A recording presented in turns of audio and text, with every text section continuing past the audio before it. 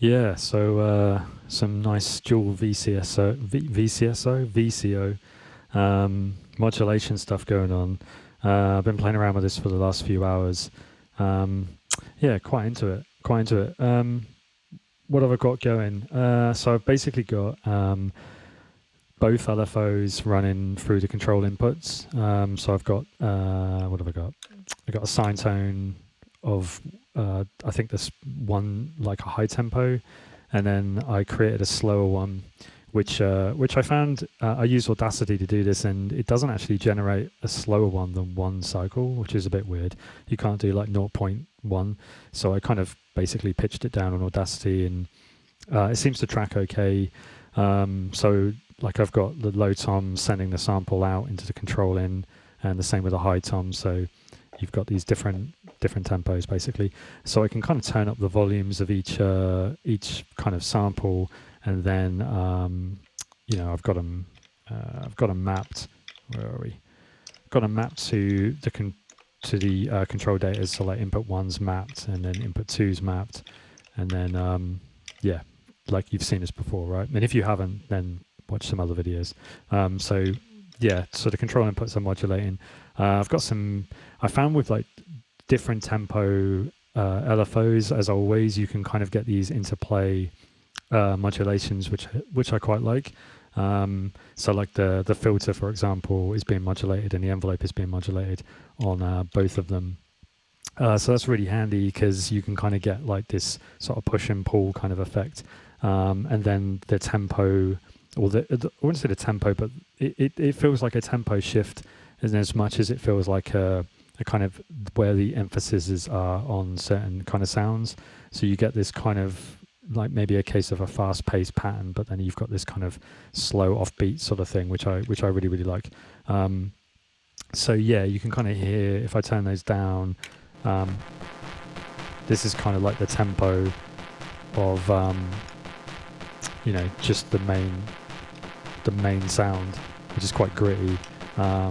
The other thing is it's running through the filter of the FX, so there's no like audio routing from. Oh no, there is. That's right. I balanced it, so I've got like, yeah. That reminds me. So it's been a while since I set this up this morning, but I was finding like if I want to get the effects through the delay, so the sound through the delay, so I've got this kind of gritty effect quality.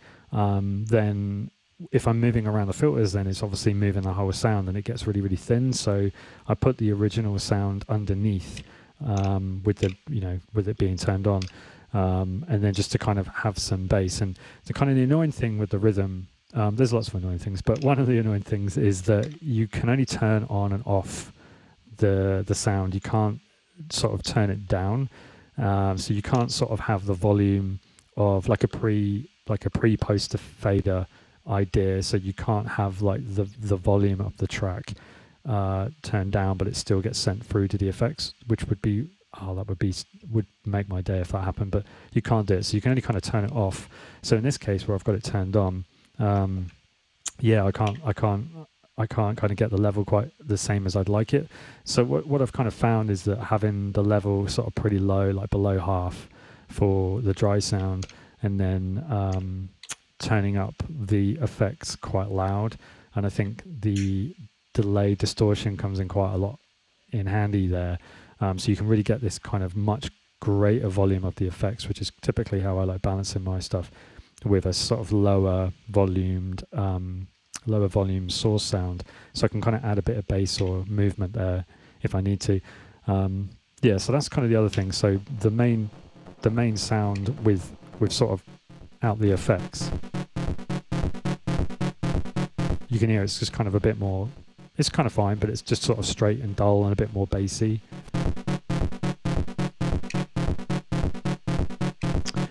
And then when we add the effects, we've got that grit.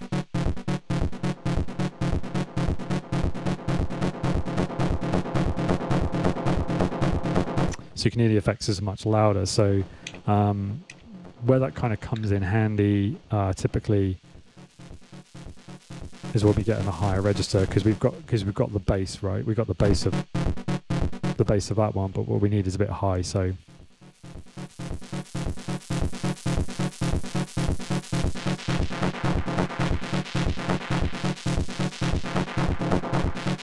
So I quite like that, and it kind of reminded me of like well, it didn't remind me. What I was trying to emulate actually in the rhythm was that kind of sound that I often use with a mixer, in that I often have like I'm often like mid sweeping like the mids, so like boosting the mids or cutting the mids, and then just having that sweep, especially with these sort of like more abrasive sort of triangle or square wave kind of textures.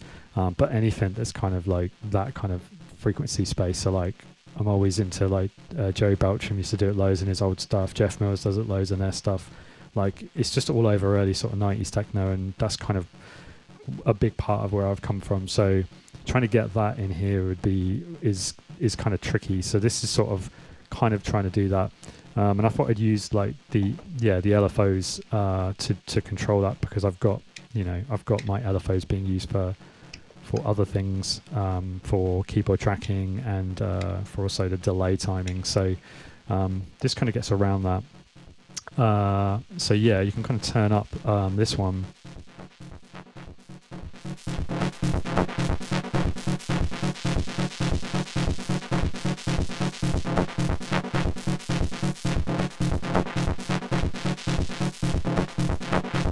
Just adds a bit of movement, and the other one's a bit slower.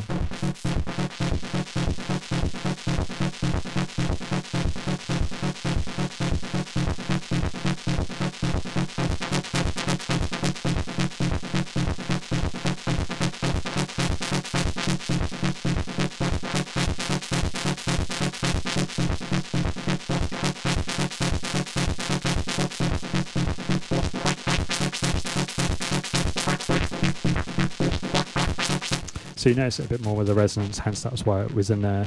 Got a bit of a kind of, Christ, what's the guy's name? It's a dub artist I really like.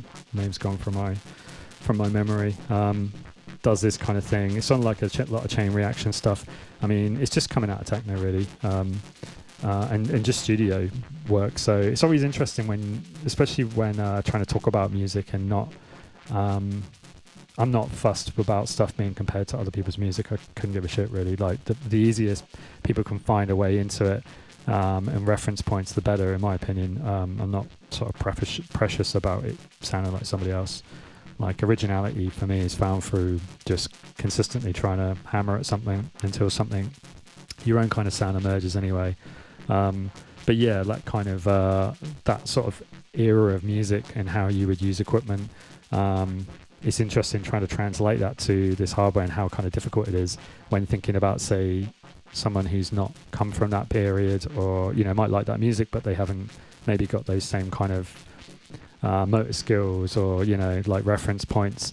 It's sort of a different entry to creating music, and which is good, right? Because you just come from all these different angles, but what might be more natural in one box isn't so natural in the other one, and makes me think a lot about the Rytm and the Elektron Noughts forum and different sort of woes and problems people have with trying to navigate particular equipment and the abundance of new stuff that's coming out all the time, and like this new bit of equipment's going to help solve my problems and all that kind of familiar stuff. But yeah, I really like just trying to do the same thing and just trying to explore the differences and the edges of same kind of, like how many times have I put an LFO for a sound? Like I'm sure you've done it, and it always can sound quite different, which is quite cool. I think it's that, and also I remember my older brother saying to me when I was a nipper getting into music, like I was really young, and said if you've got to be able to make music on spoons, which is yeah, I mean that's bollocks, right? You try making acid music on without a 303. I mean you kind of can, but it's going to sound better, right? So yeah, but yeah, that kind of stuck with me, I guess, and trying to make this thing work a bit better is probably in my DNA. So, but yeah, anyway, me rambling on. I probably need some dinner. I'm really hungry. So I just thought it sounded cool. I think as well, like trying to work out like how to do live stuff. It's just, oh man, it's just a ball ache. I don't know, like trying to add layers and stuff, it just does my head in. So I found like I'm just going to go back to like a basic sound and just see if I can make that last for a really long time, and then maybe just add like deviations of it maybe across the other tracks and see if I can kind of take it into different spaces. So just having the flexibility of a few LFOs that are interplaying in interesting ways, and then, you know, not even got into just changing the tempo of them with the tune or whatever, then stuff can just go into, I don't know, it's more exploratory. So I really don't, I mean, I've done this before, I used to play live, but that idea of like delivering a set, like, it's just not for me. I like, you know, I like watching when artists can kind of do that. Like Depeche Mode is still rocking it, and they're playing the same bloody track since, like, Christ, since I could barely afford a CD, you know, when CDs were out. It works in some places, but I really like being able to just sort of explore it and listen as much as I am creating, as opposed to sort of have a set and then like deliver it like some kind of like golden turd that people must appreciate. I want to be, I don't know, understanding it as I'm going, but it also kind of sound about right to like where you're at. So hopefully this will be somewhere close. I don't know. We'll see. I mean, there's definitely some like brassy mid kind of stuff. There's not a lot of sub and stuff there, so maybe a layer that's kind of going to bring some bass out.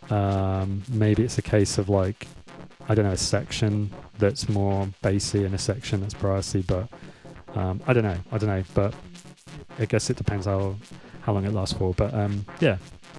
I thought I'd share it. I thought I'd just jump on, hit record. I didn't get a video out a few days ago because it's the weekend and I decided to play PlayStation instead, being really tired. Yeah, I think that's about it.